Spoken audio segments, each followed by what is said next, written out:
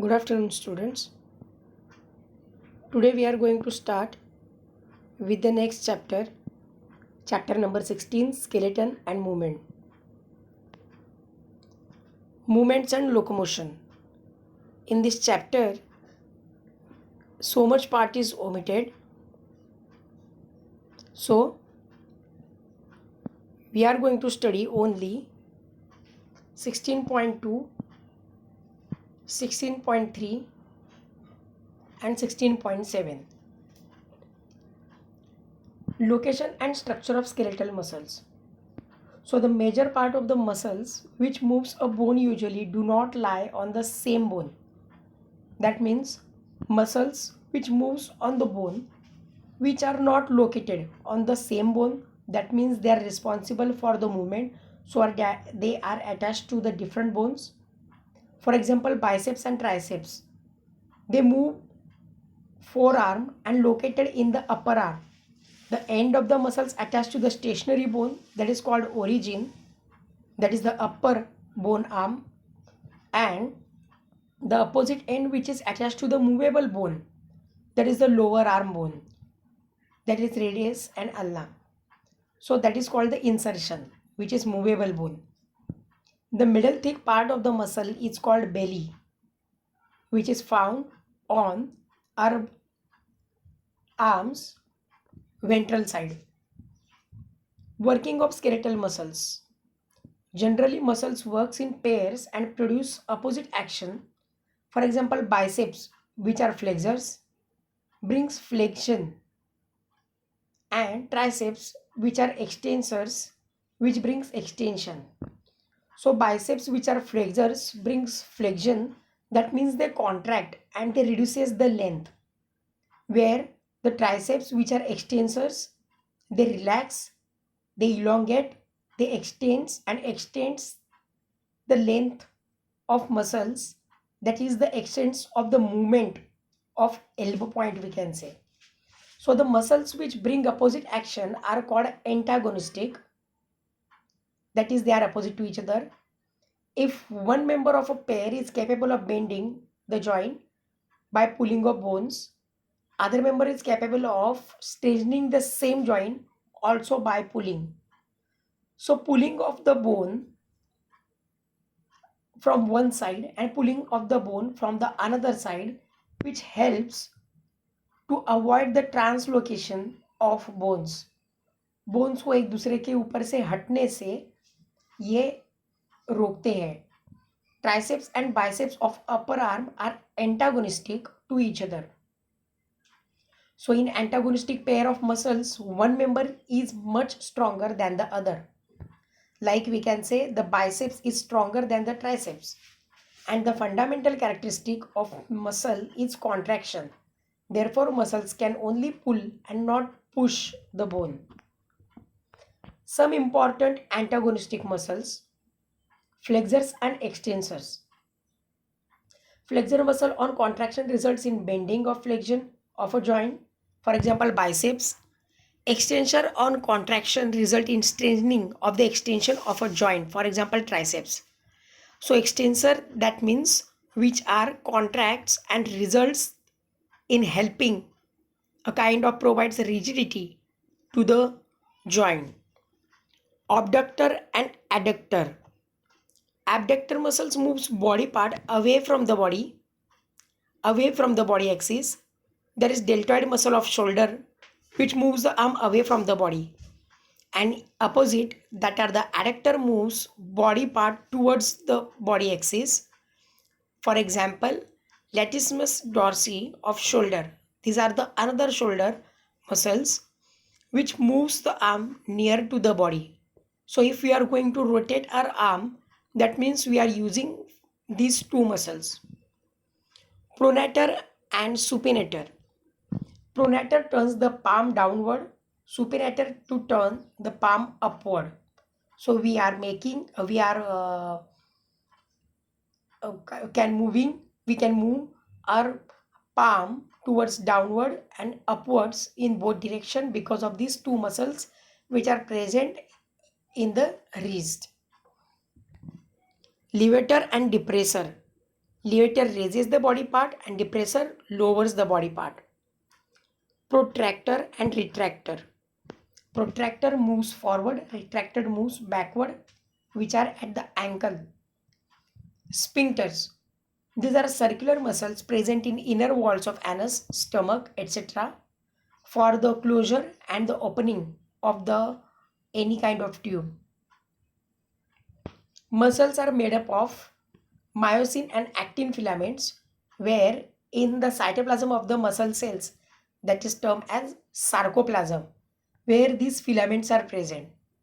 Each myosin filament is polymerized protein, that is a chain of amino acids and chain of proteins to each other. Many monomeric proteins called meromyosins, which constitute one thick filament. So myosin molecule consists of two heavy chains coiled around each other, forming double helix. So these myosin molecule are actually made up of two heavy chains. That two heavy chains that shown in the upper diagram and the diagram which is downward, where the actual structure of myosin fiber is given. Two myosin threads or filaments are together are shown, and they all unite and form this thick thread. One end of each of these chains are projected outwardly, that is the head part. It is known as a cross bridge. This end is folded into a globular protein mass called myosin head, that head which is shown in this diagram. Myosin head has special ATPase activity, where they break down ATP molecule and gets energy from it, as muscles requires more amount of energy because they are involved in the process of locomotion. It can split ATP to produce energy, and myosin contributes 55% of proteins. Actin filament.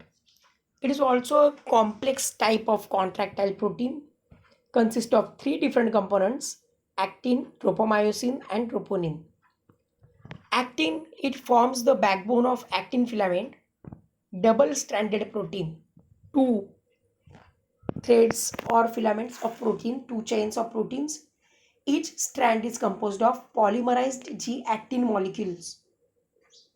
One ADP molecule is attached to each G-actin molecule. So each strand is made up of G-actin molecule, the another type of actin. Tropomyosin filament contains two additional protein strands that are polymers of tropomyosin molecules. Each strand is loosely attached to an F-actin in a resting phase. Resting phase, that means when muscles are not in stretch. Tropomyosin physically covers the active binding sites for myosin of the actin strand. So they covers and binding sites of the myosin. Troponin is the three globular complex structure of protein which are attached to the approximately 2/3 distance along the tropomyosin molecule. It has affinity for actin, means they are attracted towards the actin, tropomyosin, and calcium ions. The troponin complex is believed to attach the tropomyosin to the actin. The strong affinity of troponin and for calcium ion is believed to initiate the contraction process. So contraction process start with this material, that is troponin, which is present in the muscle fibers. Next part is omitted. Directly turn to the properties of muscles on electrical stimulus. A single muscle twitch, where a muscle contraction initiated by a single brief stimulation, is called a single muscle twitch. A long signal, we can say, which occurred in the three stages: a latent period of no contraction, a contraction period, and a relaxation period. Summation is one of the kind of stimulus. At the end of the twitch, it generates greater tension. For example, that is summation or addition of effect takes place. So repeated stimuli will produce increasing strength of contraction that will be under the summation. Tetanus if stimulation is very rapid, means the stimulus are breaking, but with the so many pieces are coming one after another immediately. So frequent muscles does not have the time to relax. So because of the frequent, rapid and frequent stimulus, muscles don't get time for relaxation. It remains in a state of contraction, which is called tetanus.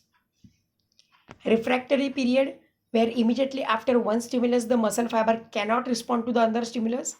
There is a gap period, we can say, and this resting or refractory period is about 0.02 seconds. Threshold stimulus. For a muscle fiber to contract, a certain minimum strength or intensity of stimulus is required. So that minimum stimulus intensity is called threshold stimulus. All or none principle.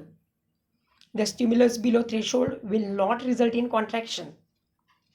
That means stimulus which is below the threshold, that means the minimum strength, there that time contraction is not occurred. A threshold stimulus will result in contraction, and this contraction leads to the maximum force. So higher stimulus will not increase the force of contraction, that is muscle fibers contracts either fully or not at all, and this is called all or none principle. So all types of muscle fibers and nerve fibers obey this law. Oxygen depth, that means the less amount of oxygen or no oxygen. During the strenuous exercise, means continuous exercise, at this stage, the muscle contract anaerobically and accumulate lactic acid produced by anaerobic glycolysis. So anaerobic glycolysis, that means anaerobic respiration takes place in the muscle cells when actions are rapid, muscles need to work rapidly, and lactic acid produces with the less ATP, and that lactic acid is toxic to the muscles. So it causes the tiredness, pain and muscle cramps. That's why for long continuous running we are getting tired, maybe our muscles of the legs gets pain and sometimes cramps. During recovery, oxygen consumption of the muscle far exceeds that in the resting state.